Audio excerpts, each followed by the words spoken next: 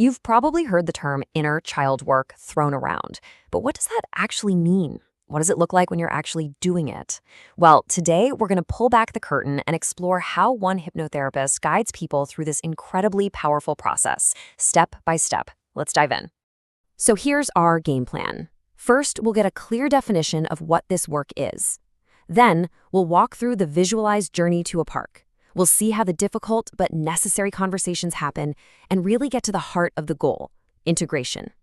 We've also got a super critical warning to cover, and we'll wrap up with this beautiful idea of having compassion for all of our past selves.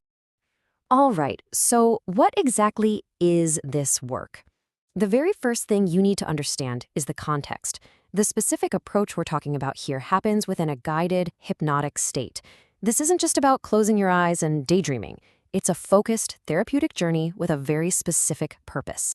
Okay, so at its core, this is a process where you use hypnosis to meet a visualization of your younger self. But the goal isn't just to say hi to the past. Not at all. It's about creating a real space for healing, for building compassion, and for gaining a whole new understanding of why you are the way you are today. Now, this next part is maybe the most crucial distinction of all. Where this meeting happens.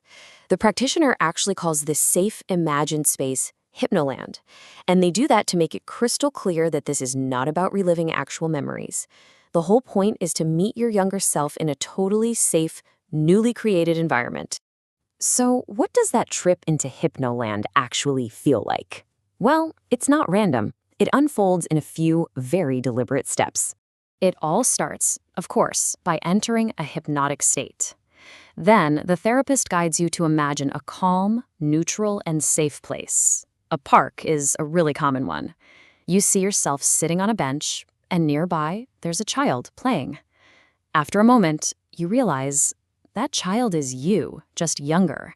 And then, they start walking towards you. But here's the thing. That first meeting isn't always a happy, sunshine and rainbows reunion. In fact, this is often where the real work kicks off, because how your younger self reacts can tell you everything about deep-seated feelings of pain or mistrust. And this is a super common reaction. A client might say, "The kid won't even look at me. They've turned their back." Now, that might sound like it's not working, but it's the opposite.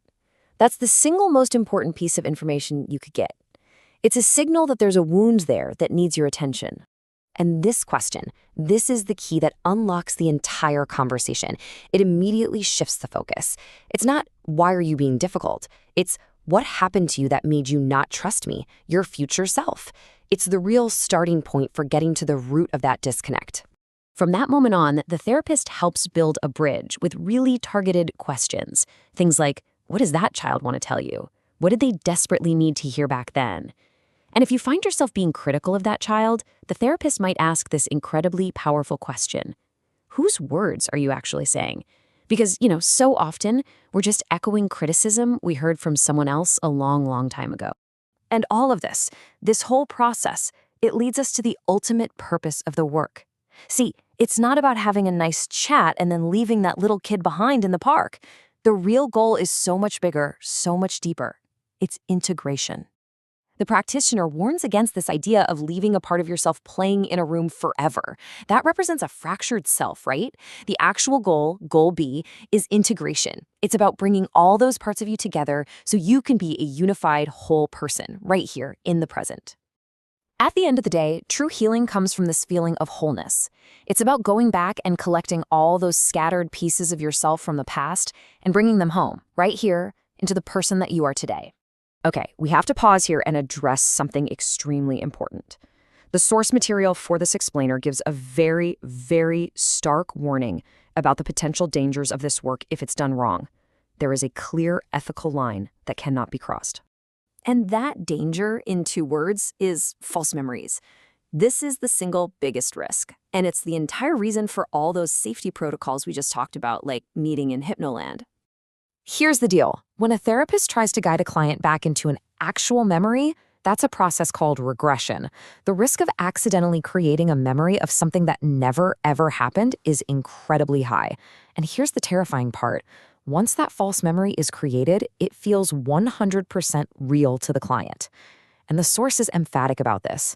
That damage cannot be undone. And this is exactly why the rule is so strict and non-negotiable.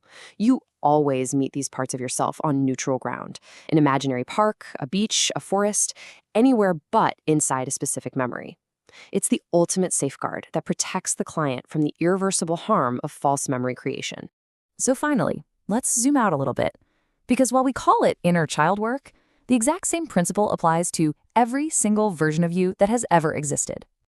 Just think about it like this. Maybe you still cringe or get angry at your 22-year-old self for some dumb decision they made. This kind of work helps you see that, you know what, at 22, you were doing the absolute best you could with the tools and the knowledge you had at that time. It's all about shifting that harsh judgment to genuine understanding. And that really is the heart of it all. This whole practice is about radical self-compassion. It's about giving grace and understanding not just to that little kid, but to the awkward teenager, the confused young adult, and every other you that lives in your personal history. So, as we close this out, I'm just going to leave you with this one question to think about. It's not about digging into your past for no reason, but about checking in with how you feel right now. Which part of you, from any age at all, might need just a little more understanding and compassion today?